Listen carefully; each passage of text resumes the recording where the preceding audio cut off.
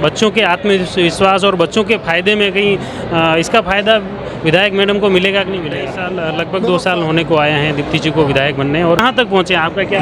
लेकिन मैं एक तुलनात्मक दृष्टि से कहता हूँ कि क्या राजनीतिक दृष्टि में कितने परिपक्व हो पाए? पर ये मैं ज़रूर कहना चाहता हूँ कि जो राजनीति की प्राथमिक शाला है दीप्ति डेफिनेटली उसमें उत्तीर्ण हो चुकी है। लेकिन पर्दे के पीछे पर्दे के पीछे रहते हैं हमेशा, आपका काम बढ़ा तो नहीं दीप्ति के? अभी हमारे साथ में सत्यनारायण जी माहेश्वरी जी हैं, उनसे भी बात। सबसे पहले तो बधाई, बहुत अच्छा कार्यक्रम रहा और उसमें इस कार्यक्रम का क्या प्रभाव रहेगा, किस तरह से छात्रों के मोटिवेशन में कहो या प्रोत्साहन में?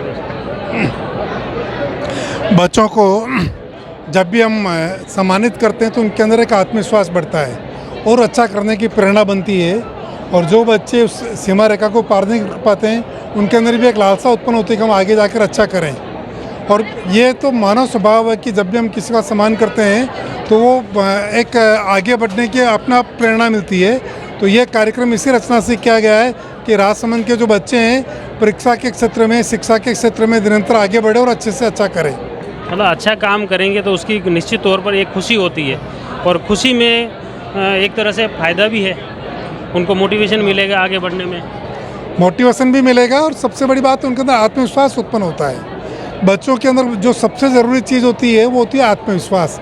तो उनके अंदर स्वयं के अंदर विश्वास होना चाहिए कि वे अच्छा कर सकते हैं, और ये जो समारोह होते हैं उनके आत्मविश्वास को बढ़ाने में बहुत सहायक सिद्ध होते हैं। बच्चों के आत्मविश्वास और बच्चों के फायदे में कहीं इसका फायदा विधायक मैडम को मिलेगा कि नहीं मिलेगा?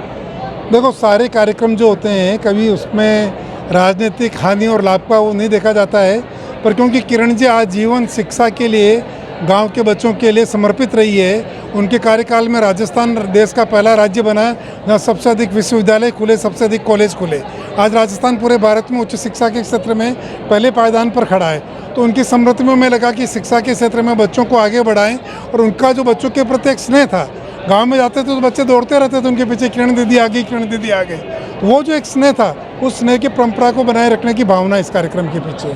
आपको क्या लगता है, 2.5 साल लगभग 2 साल होने को आया है दीप्ति जी को विधायक बनने, और गांव में शहर में लगातार दौड़ रहे हैं और प्रयास करते हैं, तो कहां तक किरण जी माहेश्वरी के बराबर पहुंच पाए, या उनके जो कहां तक पहुंचे, आपका क्या एक अनुमान? देखिए, कभी भी किसी भी क्षेत्र में दो व्यक्तियों की परस्पर तुलना तो नहीं की जा सकती है।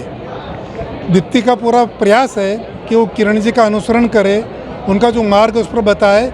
जिस प्रकार किरण ने राजसमंद के प्रत्येक घर को, प्रत्येक गांव को अपना परिवार बना लिया था, दीप्ति भी उसी भावना से काम कर रही है कि राजसमंद का हर घर उनका अपना घर हो, हर परिवार उनका अपना परिवार हो, और ये उनके प्रति भावना इसलिए क्षेत्र में हर वक्त उपलब्ध रहती है।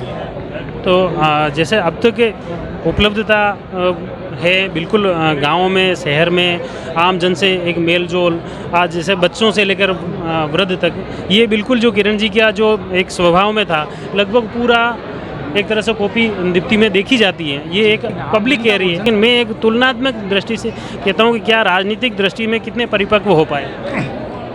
देखिए, राजनीति जो है वो कंटिन्यूइंग एजुकेशन है, सतत शिक्षा का एक वो है, स्कूल है।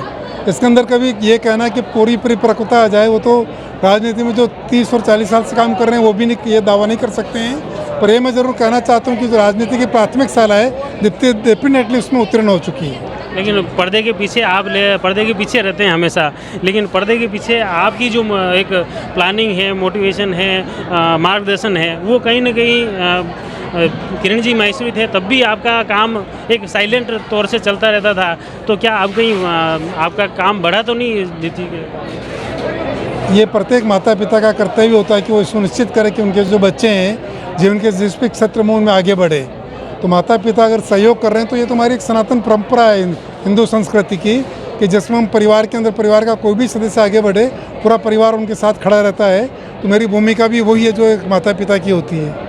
अभी आप एक लंबी यात्रा पे जाके आए, हमने देखा सोशल मीडिया के माध्यम से और सूचनाएं मिली। यात्रा का क्या अनुभव रहा? मुझे ये लगा कि हिंदुस्तान के अंदर इतनी हमारी सांस्कृतिक स्थान है, दैविक स्थान है, और नर्मदा हमारे हिंदुस्तान की सबसे पवित्र नदी मानी जाती है। जितना हमारा जो अध्यात्म है, वेदों की रचना नर्मदा के किनारे हुई है। नर्मदा का में कहते हैं कंकर कंकर शंकर है, तो मन में एक विचार उठा कि नर्मदा नदी की परिक्रमा की जाए। और अब मैं आपको बताऊँ, ये आश्चर्य होगा, जब नर्मदा जी के हम किनारे जाते थे, गांव में किसी से बात करते और मुंह से नदी शब्द निकलता था तो आदमी टोक देते थे, बोले आप नदी मत बोलिए, मैया जी बोलिए। वहाँ पर नर्मदा जी को सब जगह मैया जी बोला जाता है। और नर्मदा नदी जी का जो मैया जी का जो हमारी परिक्रमा का है, मैं समझता हूँ मेरे जीवन का एक सबसे बड़ा आध्यात्मिक अनुभव रहा है।